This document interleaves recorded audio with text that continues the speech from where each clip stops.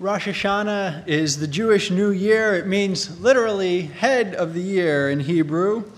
And after the service, we will invite folks in the social hall to eat apples dipped in honey, which is a symbol to invoke a sweet new year.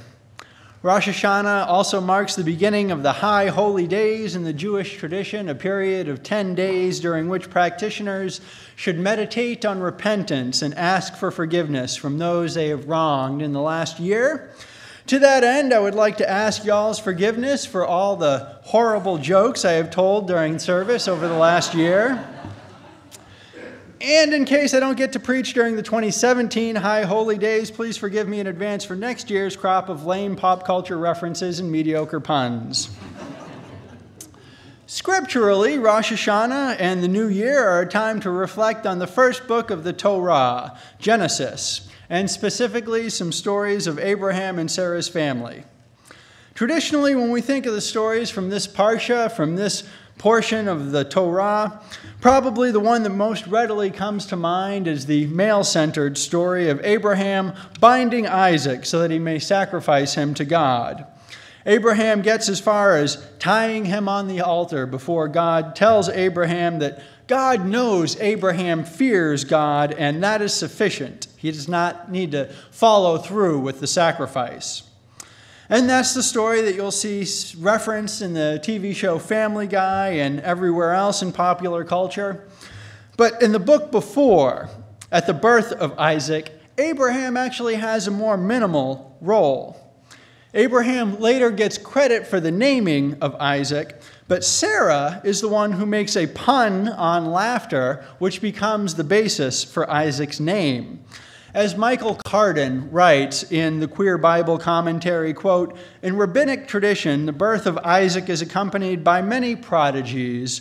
Barren women conceive, the sick are healed, and blind and deaf regain sight and hearing. But the greatest prodigies are associated with Sarah and Abraham themselves.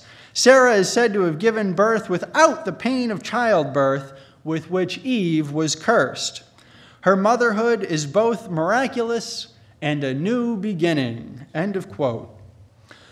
We see in this emphasis on Sarah's role, on her wordplay that contributes to Isaac's naming, on the miraculousness of her painless childbirth, a side of the Genesis family story that we do not typically encounter in popular narrative. And as much as I would like to talk about how Sarah and Hagar and Mary, mother of Jesus, and Khadijah, mother of believers in Islam, hold up half the world of our spiritual narratives, of our religious traditions, I cannot help but feel that a message of mere surface-level gender equality is inadequate. I grew up hearing a female UU minister preach in my home congregation, but I think just as important as her gender was her public avowals of feminist mysticism.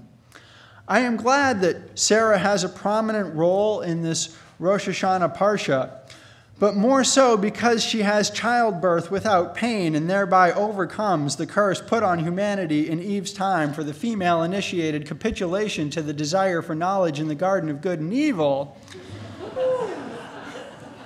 then because she represents gender balance in the book's character depictions. A culture shift to true feminist principles is different from and harder than female representation. The first episode of Malcolm Gladwell's superb podcast, Revisionist History, is called The Lady Vanishes and is about an artist whose work briefly takes England by storm in the 19th century before she promptly disappears from public view. Gladwell's point is that having temporarily demonstrated its open-mindedness, the English art world then felt free to return to its previous state of gender exclusion. He punctuates this point by citing a depressingly long list of countries that have had one and only one female leader. He reminds those of us who identify as feminists that even if the United States elects a female president this year for the first time, it is our successful commitment to the ideals of justice, equity, and compassion that will define whether or not we are indeed entering a sweet new year. Peace, salam, shalom, and may it be so.